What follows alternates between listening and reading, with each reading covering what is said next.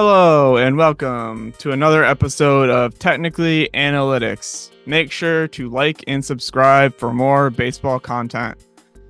So this is the buyer portion of the episode. I just did the portion about the sellers episode, and you'll have seen that last video. So the buyers, one thing I forgot to mention in the sellers episode is there's a list tweeted of players on the Mets who were expected to be available this summer. The Mets are expected to shop. So Pete Alonso, JD Martinez, Luis Severino, Sean Manaea, Jose Quintana, Adam Ottavino, Jake Diekman, Reed Garrett, Jeff McNeil, Harrison Bader, and Starling Marte. Now, obviously, I didn't mention all those players in my video, but those are the guys we can expect to see go at the deadline, possibly, or possibly not if the Mets are really, really good and they keep it going. So yeah, we'll see what happens with that. Anyway, this is the buyers portion, and so I want to start with the free agent pitchers because we obviously need pitching always. So if we're gonna buy, we might as well buy some pitchers, right? So this is a list of all the free agent pitchers next year that we could possibly pick up, and I'll go over a few of them, obviously. But yeah, you could just see I scrolled through all these pitchers. There's even more than I scrolled through here. This is only like a few seconds of it. So yeah, it's pretty crazy. And then there's a few free agents I want to probably target. If we're going to buy, I would want the Mets to target. So I was looking through all the free agents and I was like, who could the Mets target? And I saw Christian Walker, Kevin Kiermaier. I like both of those guys. I think it would make sense maybe to trade for Alonso or like if we're going to buy and try to, or maybe not Alonso, but like if we trade like say McNeil and Marte or like a combination of different guys for these guys, that could be an interesting trade. I don't know what that would look like, but I think for Walker, he would be like a Alonso replacement where we would have to re-sign him. Obviously, it'd be like a long-term deal. And then for Kiermaier, he's more of like a replacement if we were to trade Bader. Let's see, we trade Bader for some prospects, and then we just trade for Kiermaier with some more other prospects. Like it could look like that, like a swing trade kind of thing. And then obviously Teoscar Hernandez is always interesting. I always liked him as a player. I think he has good power. Could really, he's a good bat to have, good depth bat. And in our lineup, like assuming that we're in it and we're trying to make the playoffs, like you want to acquire bats that can add depth to your lineup. And he's one of those guys that you can hit him in 6th, 7th, 8th, and he's going to produce for you. It's what he does for the Dodgers. So yeah, I really like him too. So let's look at some of these guys more closely. Christian Walker, 33 years old. He's a little old, so maybe it's not like a long-term deal, but definitely a guy that I like offensively, I think, and he's decently in defense too, I think. But he's having a good year this year, 135 OPS plus, and you can see all his stuff here. First baseman. And you can see he's had a good career. I mean, he has a career 251 batting average, 332 on base, 462 slug, 794 OPS, 114 OPS plus. So he had a great season last year too. And he has 2 Gold Gloves. So see, his defense is good. So yeah, this is a guy that I could see us trading for, sign him to a short-term deal to replace Alonso until we find the next first baseman that we're going to have, or whatever. I don't know. It's just an option. I'm not saying that they're going to do it. I'm not saying it's possible. I'm not saying like, I know it's going to happen. It's just, this is a possible solution to the problem. And next we have Kevin Kiermaier, mostly defensive guy. You could see that by his OPS plus, center fielder, kind of a similar guy to Harrison Bader, but if we're gonna trade someone, then we could swap with the Blue Jays. Maybe they take Bader, we get Kiermaier. I mean, I don't know.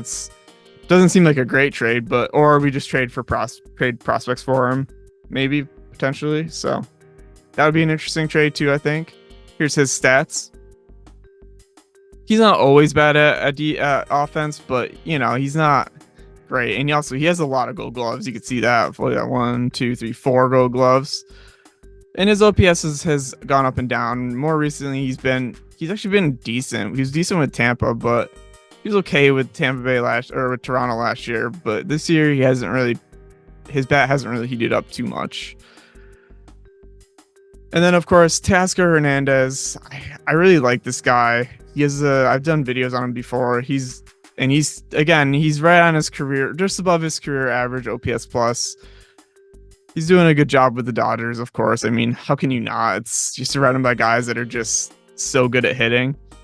And he's relatively young, 31. This is a guy I like. Like he's like probably one of my favorite guys to add besides like a pitcher or relief pitcher. But yeah, I mean, when you look at his career stats, like this guy he just knows how to hit every season. Like there's not really like his rookie year is maybe the only year he was like actually bad. And every other year he's very good. He's either like right near average or way above average. And last year with Seattle, he was below like just near average because of the stadium there. It's hard to hit in. So, but I mean, every other year he just crushes. So I really like Hernandez. I think he would be a great piece to trade for if we're buying at the deadline. If we're in the playoff race, you want a guy that can give you 20 home runs, 30 home runs a season. I mean, and for a half season, that's maybe like 10, 15 home runs, and you could use that on your team, any team. So yeah, that's all. That's basically the buyers portion of this. It's not too crazy. I mean, obviously, I'm hoping the Mets become buyers and they get a guy like Hernandez, get some relief pitchers. Again, there's a lot of pitchers available, and I couldn't pick just one. I mean, there's so many. But I think the Mets need to go after like a power bat and pitching, like relief pitching. Any guys they can get, any depth pieces they can get for relief pitching or starters is good if they're buying at the deadline. That's just my opinion. I think that's what you go for. Usually most teams go for. So, and I think there's quite a few contenders too. If you look at the selling side, like there's the Dodgers, there's the Mariners are apparently going to be like buying for the deadline. So there may be a potential trade partner. The Diamondbacks, I think, are a potential one, and I think also the who was it? Possibly the Yankees or the I had a team in mind, but the White Sox. They're going to be looking to sell too. So if the Mets are buying, then apparently Luis Robert and Garrett Crochet are available. So those are interesting names to me. And I'm just curious to see what's going to happen because in years past, the Mets haven't necessarily made interesting moves at the deadline. Last year they did, but it didn't work out. Year before that they didn't, and it kind of proved that they should have, but we'll see. I have faith in Steve Cohen, but we'll see if he can execute properly. And I think last year when they sold off everybody it was a good move. Like if they do that again and they get lots of prospects, then I'm happy with that because you got to build for the future. I mean, you never know what's going to happen with those prospects. Sometimes they don't work out, but if even 3 of them work out of the many that we get, then it's a win. So thanks for watching. Make sure to like and subscribe for more baseball content, and let me know what you think about the deadline. Because will the Mets be in it, or will they be buyers or sellers? Who do you think they're going to sell? Or do you think they're going to try to keep Alonso? I mean, I want them to keep Alonso, but yeah, let me know what you think. All right, baseball.